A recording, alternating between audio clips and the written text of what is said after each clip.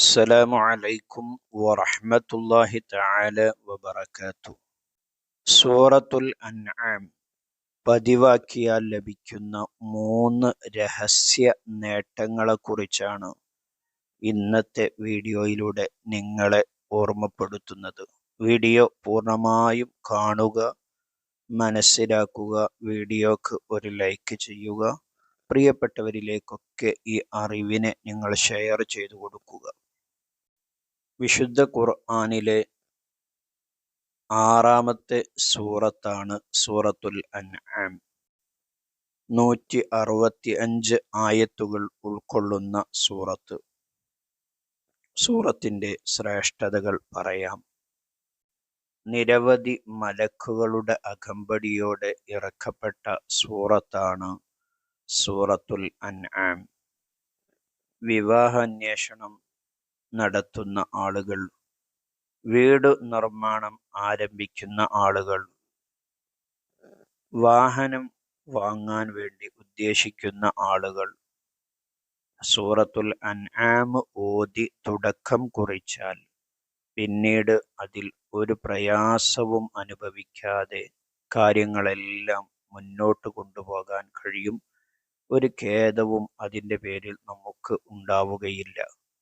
ഇൻഷാ അല്ലാഹ് വിവാഹാന്വേഷണം നടത്തുന്നവർ, വീട് പണി ആരംഭിക്കുന്നവർ, പുതിയ ബിസിനസ് ആരംഭിക്കുന്നവർ, ഇങ്ങനെ നല്ല കാര്യങ്ങൾ തുടങ്ങുന്ന ആളുകൾ ആദ്യം സൂറത്തുൽ അൻആം ഓതി ദുആ ചെയ്ത് തുടക്കം കുറിക്കാൻ വേണ്ടി ശ്രമിക്കുക.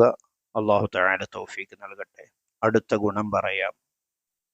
എല്ലാ അറബി മാസത്തിൻ്റെയും ആദ്യ ദിനം, മാസത്തിൻ്റെ തുടക്കത്തിൽ നല്ല ഉദ്ദേശത്തോടെ സൂറത്തുൽ അൻആം ഓതി 2 റക്അത്ത് സുന്നത്ത് നിസ്കരിച്ചാൽ ആ മാസത്തിൽ സംഭവിക്കാനിരിക്കുന്ന വിഷമങ്ങളെ തൊട്ട് അവൻ അല്ലാഹു തആല കാവൽ നൽകും.